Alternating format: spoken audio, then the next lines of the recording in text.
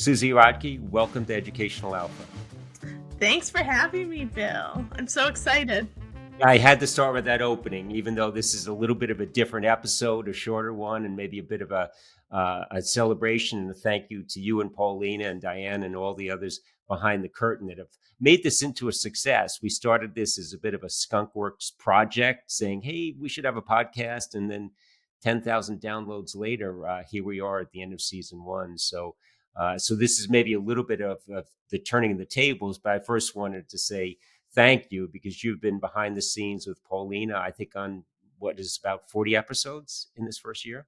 Yep, over 40 episodes. And I've always asked either you or Paulina at the end, and you're a very good judge of this. How did it sound? What did you learn? And I assume that we all have ones that are maybe not our favorites, but more memorable. And you've listened to them all because you were responsible for posting them, and thank you for that too. But is there any one that stands out? I really enjoyed Shundrin Thomas. I thought he really married societal change and investing, providing economic opportunities to all the underrepresented groups. I really appreciated his realism, and his calm nature was so refreshing. Maybe that's because we also talked to him off recording, but he's definitely someone I'd love to get a coffee with. What about you, Bill? No, I agree with you on Chandran. He's a force. I love what he's doing. He left behind an exceedingly successful career to do what mattered to him, probably at an earlier point in his career than many would have done. And that does stand out for me too. And I think the point you made, Susie, that we get to talk to these people in the virtual green room and spend a minute or two at the end. And I think that all helps to get to know the person a little bit better. But I look at these 40 episodes, and I often say they're like my kids. I love them all, but for different reasons. And as you know, I've had a couple of these guests that want to know, well, what are you going to ask me, and what questions? I said, no, you don't understand the format. This is really unscripted, and I want to talk about a couple of themes that we're going to engage in. But then, just like this conversation, you're going to say something that interests me, and I want to say, well, what about that? And then you come back at me, and I think that develops just a very rich conversation back and forth. But I think all the way back to the beginning, episode number one was Bronwyn, and I think we replayed that one. Maybe I think we replayed. That's the only episode I think we That came out twice.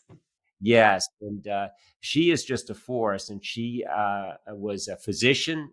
She saw things she didn't like, and she sought to change the world and the views on tobacco, and what she and her team have done in Australia and now around the world around trying to rid portfolios of tobacco. I think is just a very, very powerful. So I think being the first, I think that set the bar very, very high.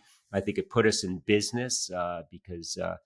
Of the work and the reach that Bronwyn has. I think that was a big, big plus.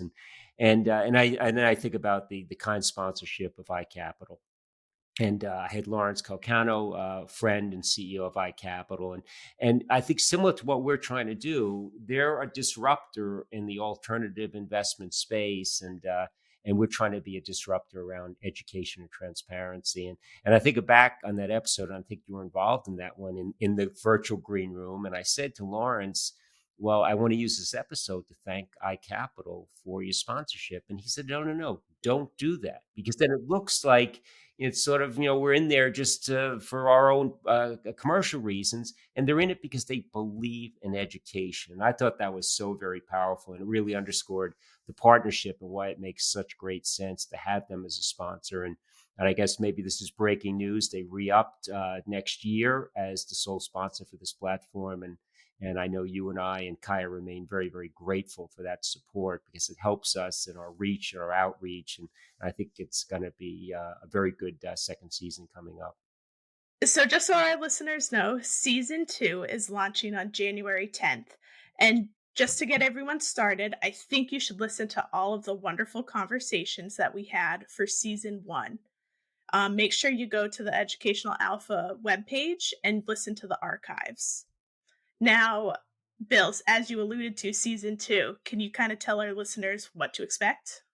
Yeah, so it's maybe hopefully much of the same because every indication I've gotten is people like the approach. They like the length. It's about a half hour, so digestible on a commute into work or a short walk or a run. So I think that part will continue. A variety of guests, either directly in this space or not. And I've been very pleased as I go around the world, people come up to me and they'll say, "Hey, I listened to this episode," or "I like this," or "I didn't like that." And that kind of feedback is great. So I think we built a bit of a following, and certainly I encourage the listener base, if there's anybody they think I should have on that has an opinion that may be different than mine or different than Kaya's, that's very good too. But I think we've got a very good lineup out of the box. And I think our first one up is Josh Lerner, a professor at HBS, and he's been an early contributor to our curriculum. Has done a lot of thoughtful research in the private markets, it's been a couple of years since I last saw Josh. I think he got one of the CAIA awards when we were doing that pre-COVID, and it'll be great to have him back again and kick the season off. But I was just up in Montreal yesterday at a Standard Board of Alternative Investment gathering, and they put on world class events. Very senior allocators, very senior asset managers,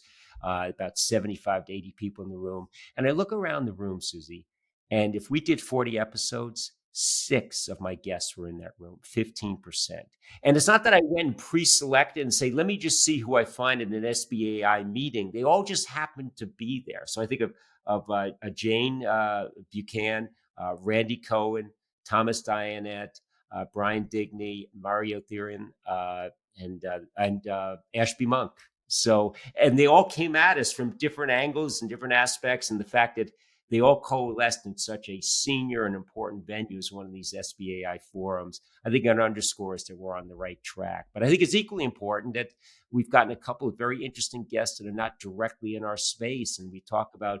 We had a couple of, I think, two back-to-back episodes on the search space, and what's going on there, what's going on in artificial intelligence and generative AI. So we want to continue to be beyond maybe the general scope of what might define alternatives and investing, because I think that's going to make us just better humans and be conscious of the many things that we have to be focusing on in our day-to-day lives.